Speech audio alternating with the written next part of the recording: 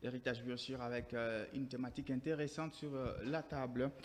Nous allons nous interroger sur la République démocratique du Congo et ses géants qui restent convalescents par rapport au rendez-vous, en tout cas en termes des besoins de la population, comme vous le savez, agressée par les Rwandais, poussée au dialogue par la communauté internationale, erratique en termes de gouvernance défaillante sur le plan économique et peu doté des infrastructures. La RDC et ses géants qui semblent être très malades ou du moins ils restent convalescents. Comment en sommes-nous arrivés là? C'est la question centrale qui va guider ces numéros d'ici direct d'aujourd'hui, qui doit répondre, endosser la responsabilité de l'échec du développement du pays, la classe politique ou le peuple congolais, et puis crise à l'est de la RDC, qui sont les soutiens en termes de diplomatie, qui sont les soutiens de la République démocratique du Congo. Pas de dialogue avec l'M23, mais avec les Rwandais, c'est la position de Kinshasa, mais pour quelle finalité? Ce sera autant de questions que nous allons tenter de relever au cours de ce numéro d'ici direct. Vous avez le programme, nous avons les micros. Bienvenue.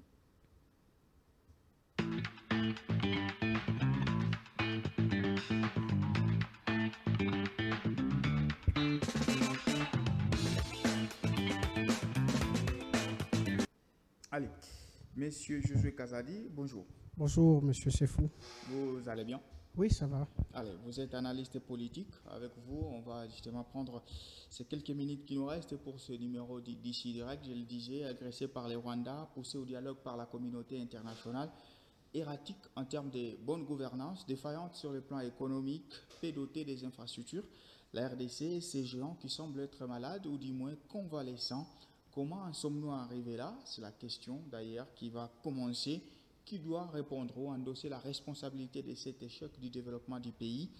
Et puis nous allons nous interroger largement sur la crise à l'est de la République démocratique du Congo, sur les soutiens qui doivent compter la RDC.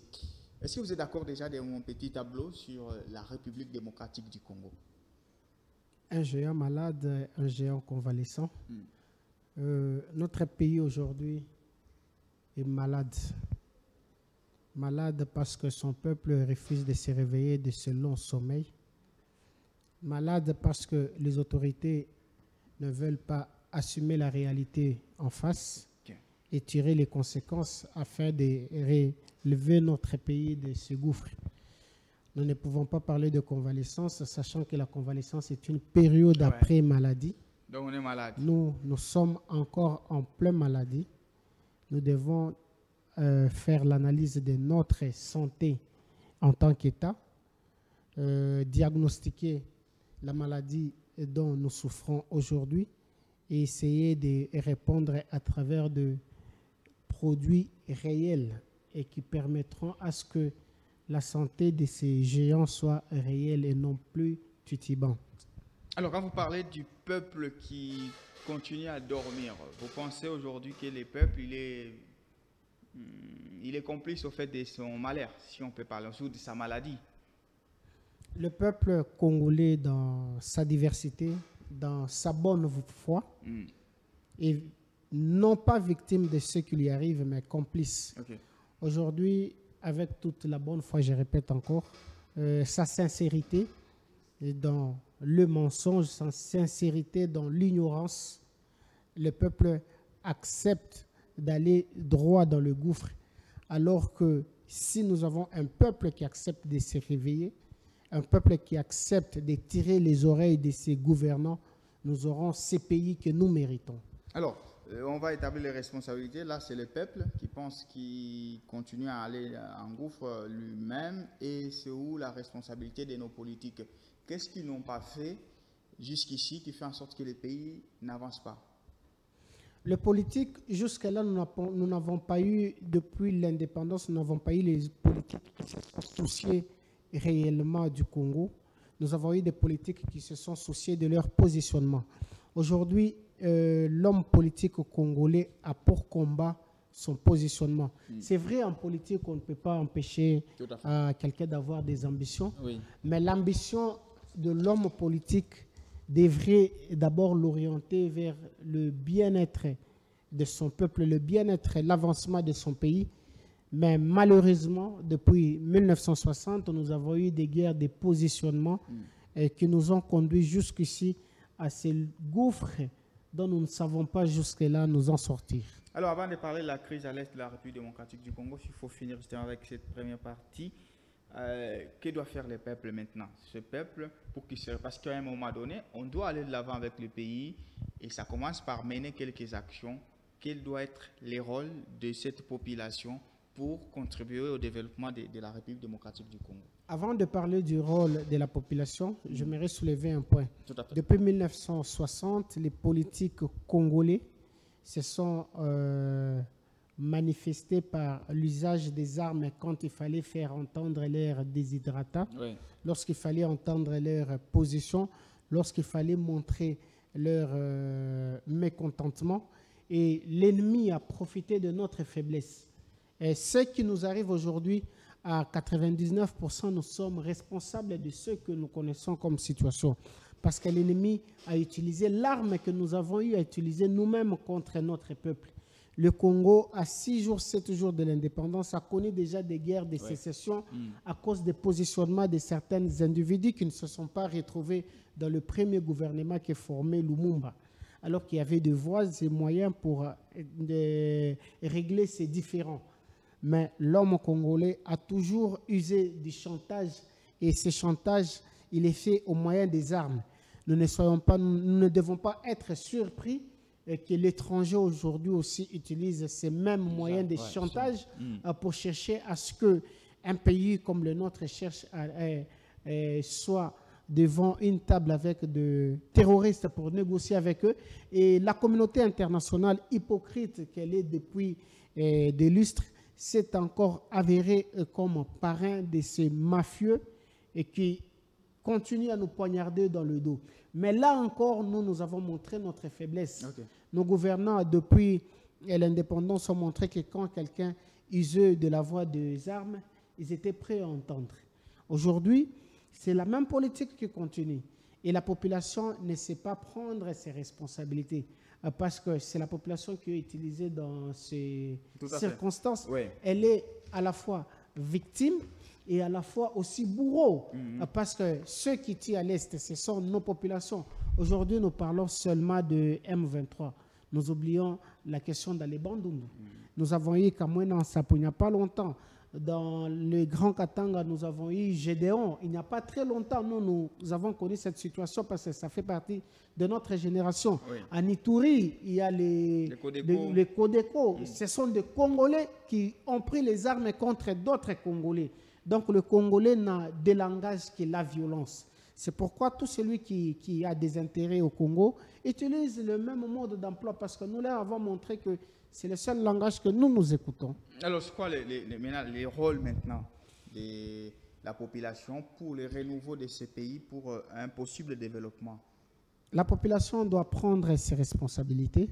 Une fois sur vos plateaux, j'ai dit que nous avons une population corrompue. Il y a certains de mes co-débatteurs qui n'étaient pas d'accord avec moi. J'ai dit que cette corruption était morale. Pourquoi? Parce qu'aujourd'hui, nous avons élu des députés. Regardez la majorité des députés. Est-ce que ce sont des gens qui méritent de représenter le peuple? Non.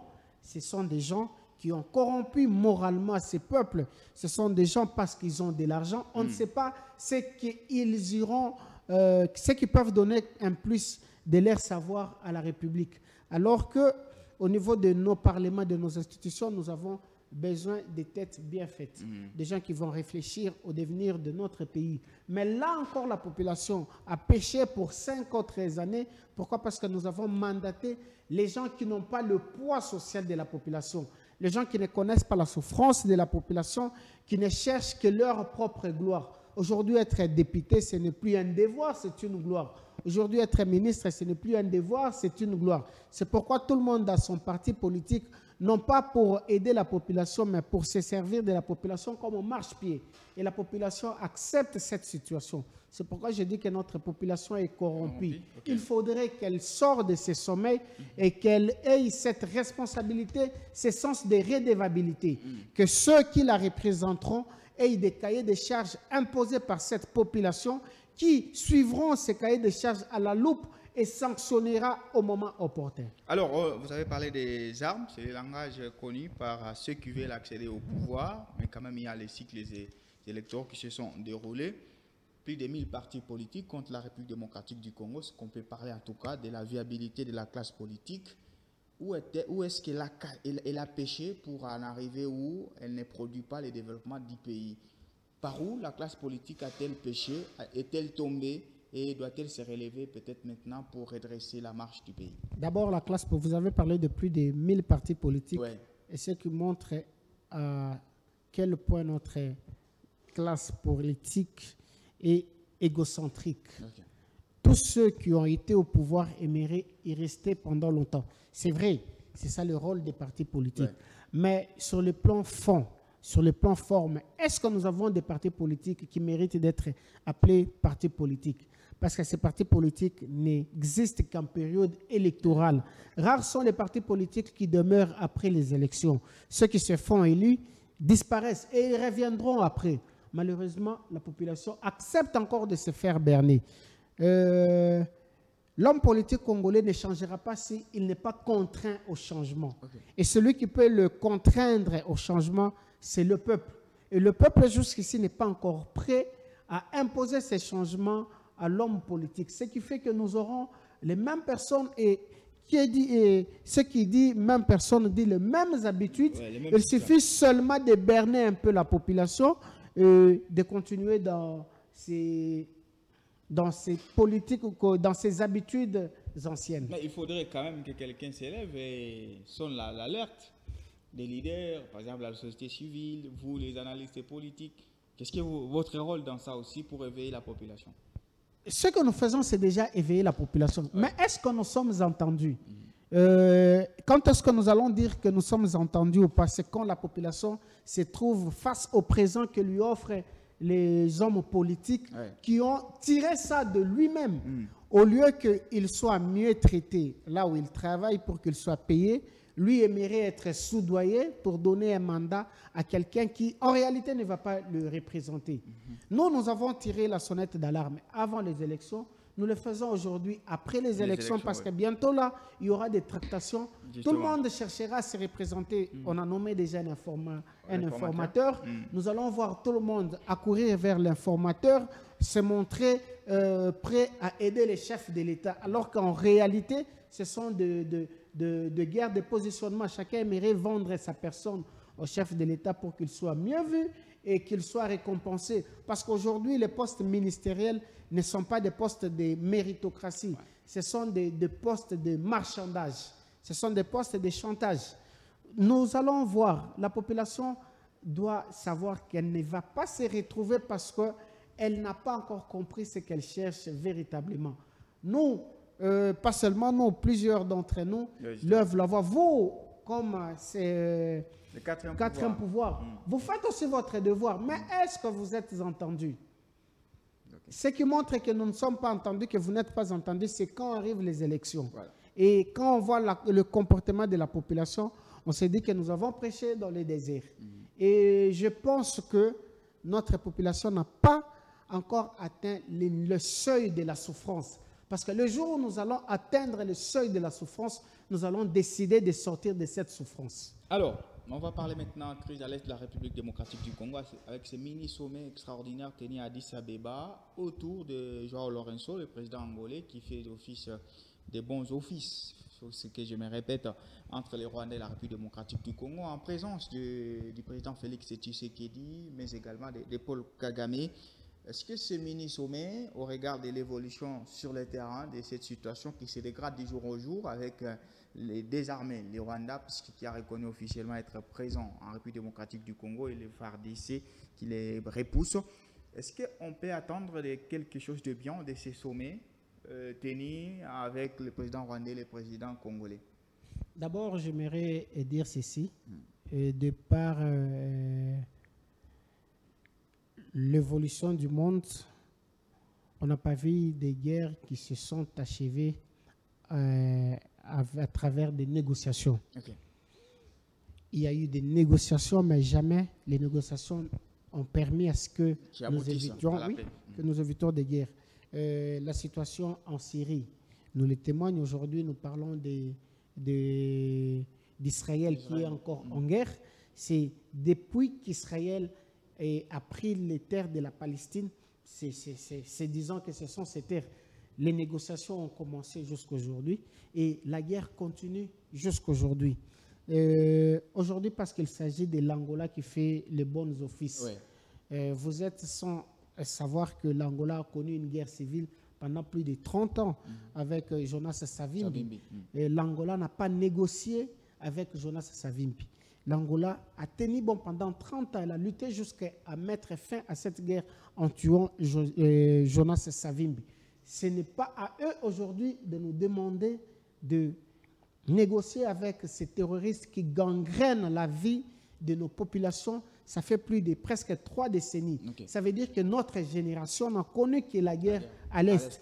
Il faudrait que ça cesse et ça ne cessera pas par des négociations. Je l'ai dit sur ces plateaux que jamais les M23 ne se sont retirés parce que nous les avons battus. Les M23 se sont retirés parce qu'il y a eu des négociations. Et qui parle de négociations parle de consensus. Qu'est-ce qu'eux demandent en retour des négociations? Ils demandent à ce qu'ils soient intégrés dans l'armée. Est-ce que pour être intégré dans la vie politique ou dans l'armée d'une nation, il faut faire la guerre à cette nation? Surtout ces réclamants de cette nation. Oui. Je ne pense pas. Il y a des appels à candidature, on appelle tous les jours l'armée recrute. Si les M23 ont besoin d'intégrer l'armée, il y a des voies officielles, des voies légales par lesquelles ils peuvent entrer dans notre armée. S'ils veulent entrer dans la vie politique, nous avons eu des élections ici inclusives, bien qu'il s'est passé des choses louches ici et là, mais les résultats, les élections étaient inclusives. S'ils voulaient être représentés comme parti politique ou dans les institutions, ils ne pouvaient que concourir à ces élections. Ce n'est pas par les armes qu'on se réclamerait être fils d'un pays. Je ne vous vois pas lever le ton contre votre père parce que vous dites non, je ne payerai pas tes études aujourd'hui. Même s'il refuse de payer tes études, ce n'est pas pour autant que tu vas lever la main sur ton père. Mais si on lève la main sur la mère patrie qui est le Congo, soit on n'est pas congolais, soit on est un rebelle et étant rebelle, on doit éradiquer cela. La rébellion est un cancer. Si aujourd'hui on négocie avec le M23, c'est déjà une jurisprudence que nous créons. Il y a une autre milice qui va se réveiller déjà que le M23 sonnait de cendre d'une autre milice qui existait. Ouais. Alors, il ne faudrait pas aujourd'hui qu'on essaie de nous endormir avec les négociations et surtout que ceux qui négocient ont combattu pour acquérir leur liberté. Aujourd'hui, l'Éthiopie est en guerre parce qu'il y a les Tigrés qui se réclament, qui veulent l'indépendance. L'Éthiopie n'a pas accepté cela. L'Éthiopie est en guerre aujourd'hui. Et ce n'est pas à nous qu'on va imposer de négocier avec des gens qui prennent les armes comme la République. Alors, vous êtes contre les possibles négociations, même avec le Rwanda, puisque la position actuelle de Kinshasa, c'est qu'on ne négocie pas avec les M23, mais avec le Rwanda qui semble être le parrain, ou qui est le parrain donc, du M23. La guerre, on ne la gagne pas seule, on le sait. Alors aujourd'hui, diplomatiquement parlant, quels sont les soutiens sur lesquels la RDC peut s'appuyer pour maintenant mener à bien cette guerre que l'opinion nationale cherche tant ou veut tant pour éradiquer l'agression du M23? Diplomatiquement parlant, aujourd'hui, le Congo doit naviguer à contre-courant. Okay. Pourquoi je dis à contre-courant? Parce que la politique congolaise est orientée vers l'Occident. Ouais. Et aujourd'hui, l'Occident, comme partenaire, a montré ses faiblesses, ses défaillances. On ne peut pas avoir deux visages face à vos alliés de surcroît stratégique. On ne peut pas soutenir des États et les laisser s'entretuer. Je pense qu'aujourd'hui, il y a des partenaires fiables. Il y a des pays qui ont rompu leur partenariat avec l'Occident. Ce n'est pas pour autant que ces pays ont disparu. Je parle aujourd'hui du Burkina Faso, du Niger, du Mali. Ce sont des pays aujourd'hui qui sont en train d'éradiquer le terrorisme. Ça veut dire, si nous regardons de près, c'est comme si ceux qui cherchent à ce que nous négocions sont en réalité derrière ces groupes armés. C'est pourquoi je dis qu'il faudrait qu'on essaie de naviguer à contre-courant parce qu'il en va de la souveraineté de notre pays. Nous avons le droit de tisser des relations diplomatiques, des relations militaires avec tous les États du monde parce que nous sommes un État souverain et personne ne peut nous empêcher cela. Parce que notre diplomatie avec l'Occident a montré ses limites, tournons-nous vers l'Orient, tournons-nous vers des pays émergents comme l'Iran, comme Iran, Russie. oui, comme la Russie, Oui. afin de faire... C'est souvent les pays, mais normalement, qui sont sous le coup des sanctions des Occidentaux. Est-ce que les Occidentaux ont réussi à sanctionner aujourd'hui la Russie?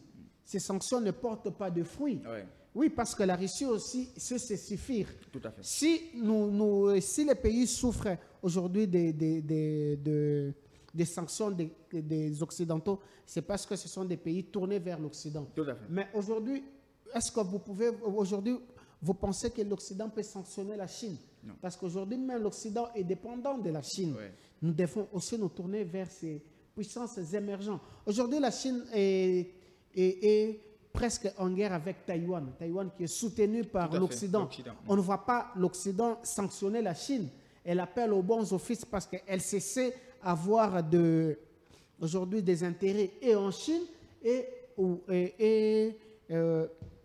Avec Taïwan. oui, et avec Taïwan. C'est comme nous, si nous avons des intérêts, et nous devons tisser des intérêts et avec la Chine et avec l'Occident, quitte à celui qui offre le mieux. Oui. Oui. Mais maintenant, pour résoudre la crise, le président de la République, et par la voix de sa porte-parole, Tina Salama, a estimé que le pays ne va pas dialoguer avec les M23, puisqu'on est en dialogue pas avec les rebelles, mais avec les Rwandais. Mais pour quelle finalité? Si jamais, aujourd'hui, on s'asseyait avec le Rwanda, on va négocier sur quoi? Et quelle doit être la réponse satisfaisante de la part de nous, Congolais? Je pense que je ne vais pas contredire aujourd'hui Oui, tout à fait. la démarche du gouvernement, parce que sa démarche est celle d'abord d'obtenir la paix. Ouais. Mais nous avons besoin d'une paix durable. Nous devons établir une paix sur le long terme. Nous avons déjà eu à négocier plusieurs fois avec nos voisins, mais quelques temps après, cela s'est effrité. Je pense, à mon humble avis en tant qu'analyste, il n'est plus question de négocier parce que l'agresseur est identifié et nous étant agressés.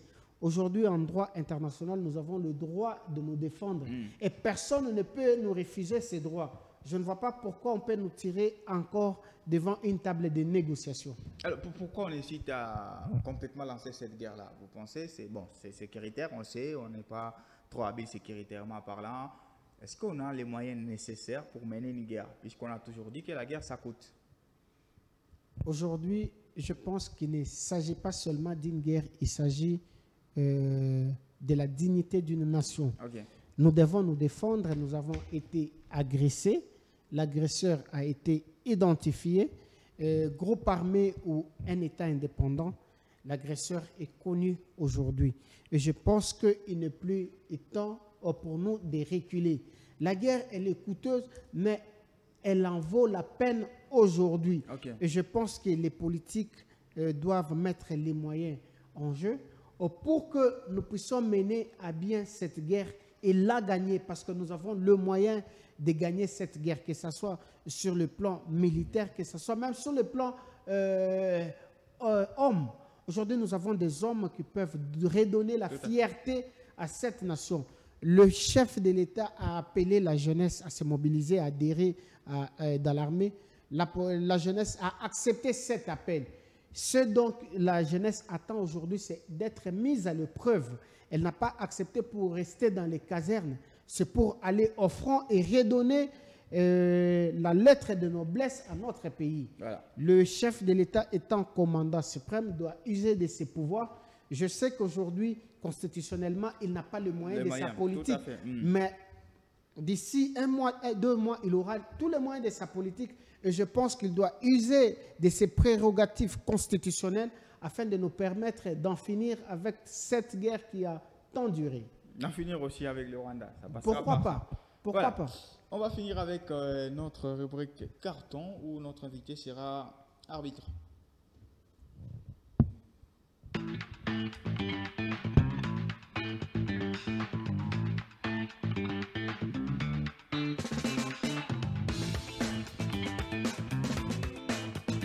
Allez, Monsieur Josué Kazadi, vous connaissez déjà les règles du jeu de cette rubrique. Vous allez donner votre carton. Alors, vous l'adressez à qui? J'adresse mon carton aujourd'hui à une personnalité et politique que moi je trouvais comme étant le meilleur de du premier quinquennat du président de la République, bien qu'il n'a pas été avec le président pendant tous les 5 ans. Oui. En tant que ministre, il s'est avéré comme étant le meilleur. Donc, le carton vert. Son impact, oui, un carton vert. Oui. Son impact s'est manifesté sur la marche même du gouvernement. Et aujourd'hui, il a décidé de se retirer. Il était le premier, bien que les autres l'ont fait après lui. Il a décidé de se retirer pour ne pas cumuler les fonctions sur le VPM de la fonction publique, Marcel Liaou. Jean-Pierre Liaou. Marcel, c'est son papa. Oui. Jean-Pierre Liaou, qui aujourd'hui est un vrai homme d'État. C'est parmi les gens sur qui le Congo peut compter, qui n'a pas besoin d'être poussé pour accomplir ce qui lui revient des prérogatives. Il s'est retiré aujourd'hui de ses fonctions de ministre pour exercer pleinement ses fonctions pour lesquelles la population l'a élu à l'Assemblée nationale. Je salue la noblesse de cet homme. En tout cas, voilà, on attend en tout cas les démissions, on sait, du gouvernement Sama Lukonde, hein, d'après les notes qui viennent. Il y a aussi d'autres qui ont suivi, hein, les pas de Jean-Pierre Liaou, dont bien sûr Vital Kamerhe. Merci, monsieur José Kazadi. C'est moi qui vous remercie. Allez, c'est la fin d'aujourd'hui. Dans 5 minutes, ma montre faisant fort, vous allez suivre la grande édition du journal. Il sera 19h à Lumbashi, à Goma, à Bukavu, 18h à Kinshasa. Merci de nous avoir suivis. Ce programme qui prend fin annonce le début des nôtres. C'est ça, Héritage. Au revoir.